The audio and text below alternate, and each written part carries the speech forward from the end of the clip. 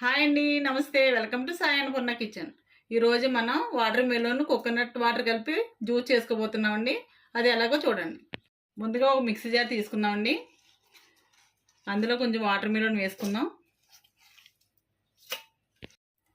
తర్వాత ఇందులో coconut water వేసుకోవాలండి. తర్వాత 2 స్పూన్లు షుగర్ వేసుకోవాలండి.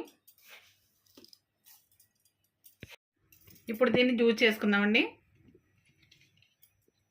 ఓకే అండి, వాటర్ మెలోన్ జ్యూస్ రెడీ అయిపోయింది. ఇది సర్వింగ్ గ్లాస్లోకి తీసుకుందాం. గ్లాస్లో ముందుగా నానబెట్టిన సబ్జా వేసుకుందామండి.